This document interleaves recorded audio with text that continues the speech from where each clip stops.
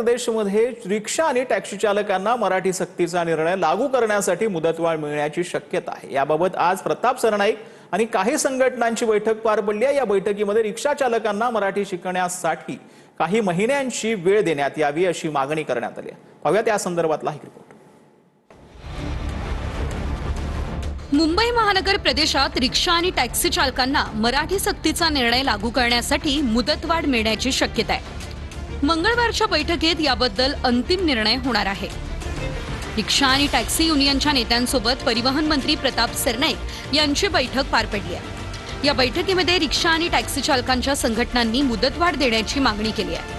त्यानंतर परिवहन मंत्र्यांनीही मुदतवाढीबद्दल सकारात्मक असल्याचं सांगितलंय। जे रिक्षा चालक आहे, टॅक्सी चालक आहे, त्यांना मराठी अनिवार्य आहे ही राज्य शासनाची भूमिका आहे आणि त्या भूमिकेशी तुम्ही सहमत आहात का? तर त्यांनी प्रत्येकाने सांगितलं की ह्या भूमिकेशी आम्ही सहमत आहोत। जुजवी मराठी तुम्हाला यायलाच हवं, ह्या भूमिकेशी सगळ्यांनी सहमती दर्शवली। तुम्हाला जर काही स्वयंसेवी संस्थांची मदत पाहिजे असेल तर ती मदत द्यायला तयार आहोत। तुम्हाला जर मुदत पाहिजे असेल तर ती आम्ही मुदत द्यायला तयार आहोत, परंतु मुजोरी चालणार नाही। आता मुदतवाढ दिलेली नाही, परंतु त्यांना मी सांगितलेलं आहे की सकारात्मक आम्ही भूमिका घेऊ। फक्त उद्या आमच्या आरटीओच्या अधिकाऱ्यांच्या बैठकीमध्ये त्या बाबतीतला आम्ही निर्णय घेऊ आणि पुढे करू।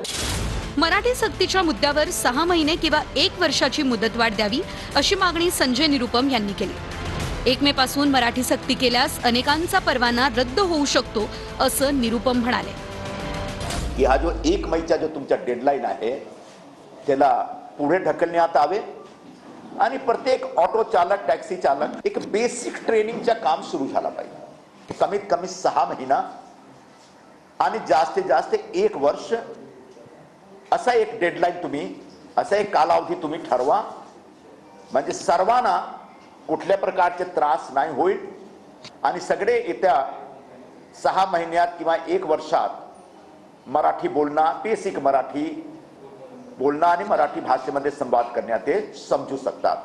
संजय निरुपम होते, मी त्यांना सांगितलं की आधी तुम्ही हिंदी सामन्याचे संपादक होतात, तुम्हाला असं वाटलं की बाळासाहेब कदाचित मराठी सामन्याचे सुद्धा तुम्हाला संपादक करतील म्हणून तुम्ही किती अस्खलित मराठीमध्ये बोलायला शिकलात। हे हिंदी भाषिक नेते आहेत, ते मराठीमध्ये जर चांगल्या प्रकारे बोलू शकतात तर रिक्षा ड्रायव्हर आणि टॅक्सी ड्रायव्हरनी मराठीमध्ये का बोलू नये? लोकांच्या समोर उदरनिर्वाहाचा संकट निर्माण होऊ शकतो, लोकांच्या समोर उपाशी राहण्याचा संकट येऊ शकतो। मुंबईमध्ये 3-4 लाख असं ऑटो चालक आहेत। याच्यामध्ये बहुतेक ऑटो चालकांनी बँकेमधून लोन घेतलेलं आहे, त्यांच्या लोनचा इन्स्टॉलमेंट द्यायचा असतो, त्यांच्यावर मोठा कर्ज आहे। टॅक्सी चालकांवर एकदा त्यांचा परमिट रद्द झाला आणि लोन त्यांनी रिपे केला नाही तर त्यांच्या समोर एक मोठा संकट उपस्थित होऊ शकतो। आमच्या रोजीरोटीवर कुठेही पाय आला नाही पाहिजे, रोजीरोटी कुठेही बंद झाली नाही पाहिजे आणि त्या पद्धतीची जर तुमची भूमिका असेल तर ते आम्हाला मान्य आहे।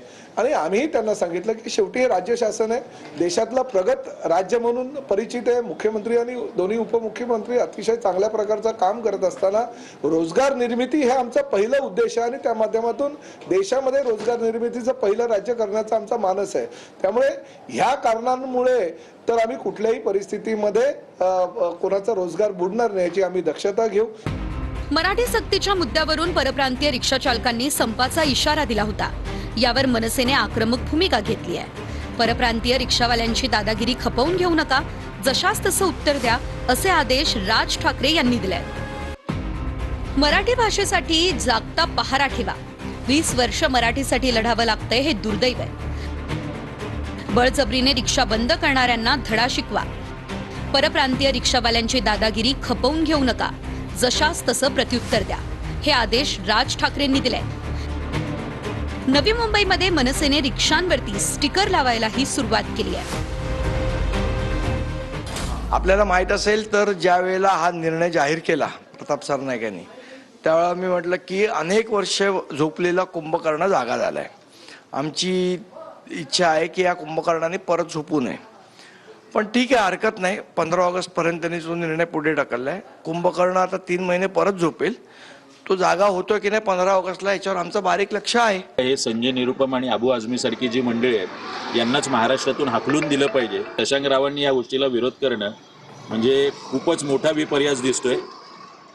सदावर्ते नावाचं एक बेडूक आहेच इथे बोलायला, तर मला वाटतं हे मराठी भय्ये जे आहेत थोडक्यात यांनी सुद्धा विरोध करणं आणि हे कुणाच्या सांगण्यावरून केलं जातं याचा शोध मला वाटतं आता मराठी माणसाने घ्यायला पाहिजे.